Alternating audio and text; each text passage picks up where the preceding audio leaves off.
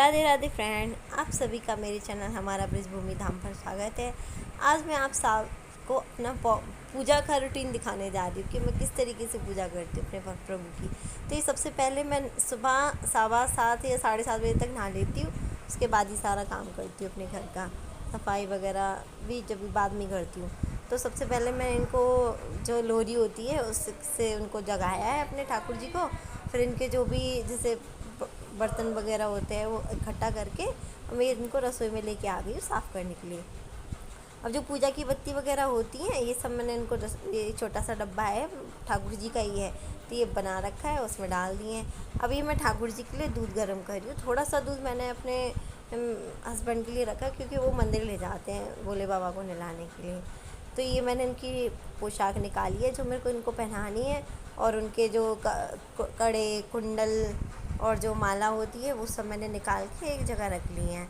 अब मैं सारे थोड़ा थोड़ा जल ऐसे उंगलियों से छिड़क के और सारी तस्वीरों को साफ़ कर लेती हूँ। जितनी भी मेरे मंदिर में तस्वीरें लगी हुई हैं सबको मैं इनसे कपड़े से अच्छे से साफ़ कर लेती हूँ। ये कपड़े में मैं रात को ही सर्फ से धो देती हूँ, पूरी रात सूखते ये और साफ़ हो जाते फिर।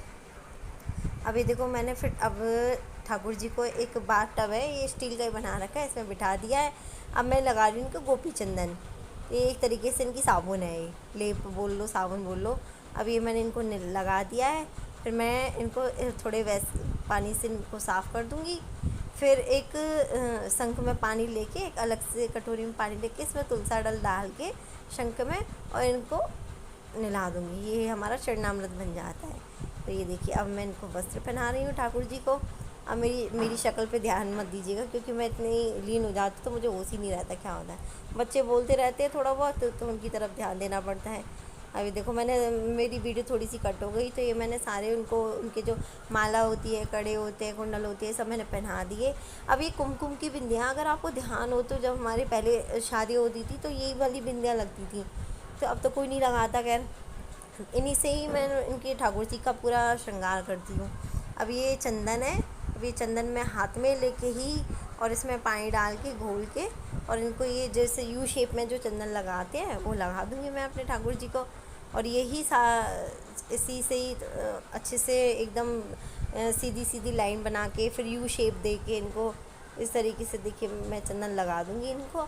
और जो बाकी चंदन बचेगा वो सारी जो हमारी मंदिर में तस्वीरें होती हैं उन सबको मैं लगा देती हूँ, सभी को अर्पित कर देती हूँ। फिर सबसे पहले मैं गाय बछड़े को लगाती हूँ इनके, और जो लक्ष्मी गणेश जी हैं इनको, जो भी मेरे मंदिर में तस्वीर है सभी को मैं ये चंदन अर्पित कर देती हूँ सभी को। और जो इनका कलश रखा होता है उस पर भी मैं स्वास्तिक बनाती हूँ। और जो ये कछुआ, बहुत से कछुआ भी रखा हुआ है मैंने मंदिर में, बहुत से तो डेकोर पीस के तौर पे रखते हैं, मैं ऐसे ही रखती हूँ। और एंड में मैं भी लगाती हूँ इस चंदन को। अब मैंने देखो ये बांसुरी थी मेरी, ये चांदी की बांसुरी है मेरी ठाकुर जी की, तो वो लगा दी। अब जो रेड कलर का चंदन था उसे बीच में आपने देखा हो तो ऐसे लाइन बनी रहती है ना ठाकुर जी के, तो वो लाइन बना दी है मैंने। अब ये मुकुट पहना दिया, लो मेरे ठाकुर जी का श्रृंगार हो गया। आप देखिए गौर से, वो सामने से देखिएगा मेरे ठाकुर जी कैसे लग रहे हैं बताइएगा।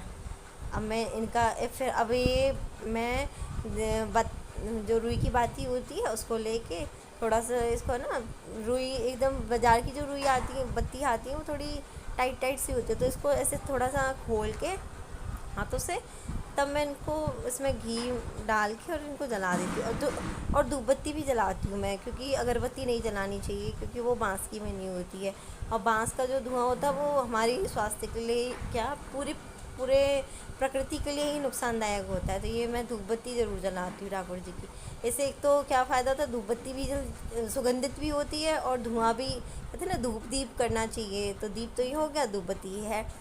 तो ये 2 बत्तियाँ बनाई है मैंने, एक तुलसी माता के लिए और एक ये ठाकुर जी के लिए। अब मैं इसी से पहले धूप बत्ती से आरती करूँगी, फिर दिया जो मेरी दीपक है उससे मैं आरती करूँगी ठाकुर जी की। पूरी आरती करती हूँ मैं तो आपको शॉर्ट में ही दिखाऊंगी क्योंकि बहुत लंबी आरती होती है ठाकुर जी की, 5 मिनट लग जाते हैं आरती करने में। तो ये देखिए अब मैं ठाकुर जी को भी मतलब आरती दिखा दूँगी।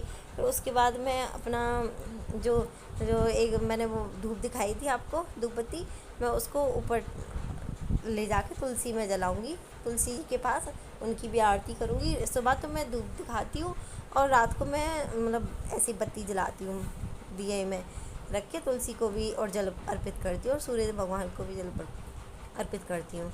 ये देखिए इस तरीके से मैंने अभी इनको मतलब दिया जला दिया इनके आगे, अब धूप लगा दिया ठाकुर जी के आगे।